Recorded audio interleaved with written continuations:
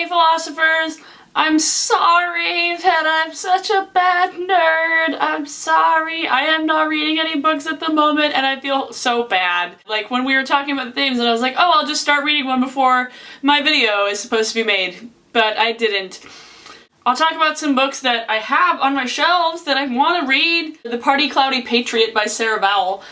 If you've heard of Sarah Vowell, she's a regular contributor on NPR on This American Life, and she's been on The Daily Show sometimes, talking about books and other things, and she has the coolest little voice, and I feel like when I read this, I'm just going to read it in her quirky little weird voice, because I love her. I like the cover. Yeah. And then I'm a terrible person because I've never read 1984 and I need to read it. I have a bunch of books that I bought at our Borders when they were having like a 60% off sale when they were closing. Sadly, so we don't have any bookstores near me anymore. Like the only one like is over in Tacoma and it's half price books. They have a bunch of stuff, but it's like out of the way and I don't know.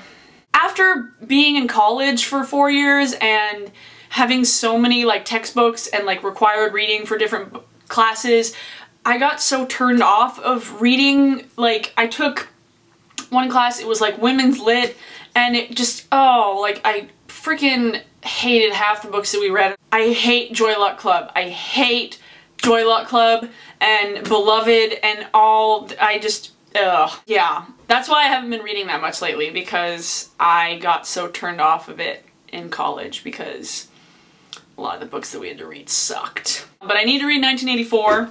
I need to read Breakfast of Champions. I'm a huge Vonnegut fan and I still haven't read this one. And I want to, it's based, like it's untouched. But it was one of the other ones that I bought at Borders when they were closing. I still need to read Paper Towns. I've read, like, all the other ones. I love An Abundance of Catherines and Looking for Alaska is one of my favorite books ever, but I still haven't read friggin' Paper Towns, god damn it. Here's one that I own several of from this series. It's the Best American Non-Required Reading, edited by Dave Eggers, and the introduction to this edition is by David Sedaris. I really, really love this series. It's put together by the McSweeney's crew. If you guys have ever heard of McSweeney's, it's a periodical. Comes out at least once a year. I can't remember exactly how often, but I love everything about McSweeney's. Like it's done by student volunteers and it's put together by young people and the art is really cool. The non-required reading is basically like short stories, the best American farm names, best American first lines of poems published in 2009, best American new band names, best American fictional character names, best American 350-word story, best American poems written in the last decade or so by soldiers and citizens in Iraq and Afghanistan. But this is from 2010 and I really like going back to these like every so often just because it is short stories and you don't have to like commit.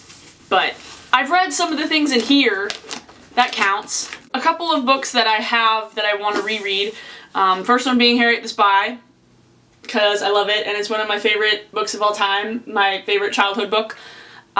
Changed my life. I want to get Harriet the Spy tattooed on me at some point in my life if I can, but I like to reread it as an adult to see like how it impacts me. And then I just felt like wanting to reread Harry Potter and the Philosopher's Stone, because I got this when I was in Australia. It's the Bloomsbury edition, and I wanted to see like any sort of differences that I noticed. I don't think there really is that many.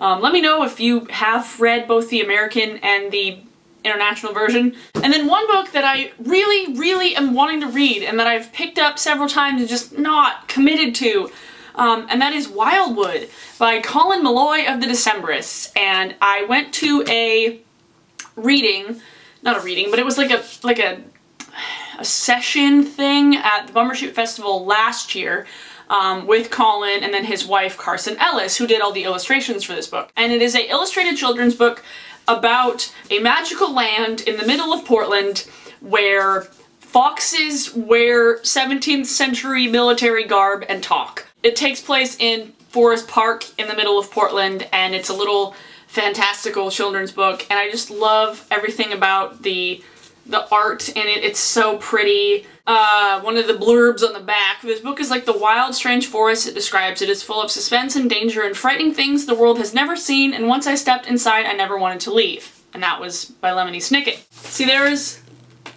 some foxes with military garb, see? Colin was writing this at the same time as he was working on The Hazards of Love, but that's definitely one of my favorite albums of all time, so I was really interested to see like the crossover in like the storytelling, because Hazards of Love is kind of like this epic folk opera. But yeah, Wildwood, if you like reading children's books that are unnecessarily long, I would give this a shot. And it was on sale when I went to Powell's, so I was like, I have to pick it up. Yeah, see, it gives a map. Map of the woods. And it's so cute. They gave the dedication to their kid. For Hank, of course. It's super cute. I love Colin Malloy! Yeah, so those are some books that I want to read that I've picked up but not like had. I just do so much reading, like articles and magazines and newspapers, that I just don't commit to books. Like the last book I legit read was Mockingjay. So that tells you a lot. Speaking of books, I have to brave my mother reading 50 Shades of Grey, because one of her friends got it for her for laughs. They're gonna read it. And I was like, I can't believe what? Oh my god, no! Somebody on Tumblr told me that I should read it a la Alex reads Twilight, and I was like, no! I am not putting myself or my subscribers through that embarrassment, because it is incredibly embarrassing reading that book. I've skimmed pieces of it. I'm sorry that I suck and don't read. I need to read more. Make me read more, please. Okay. I'm gonna go now. Bye, guys!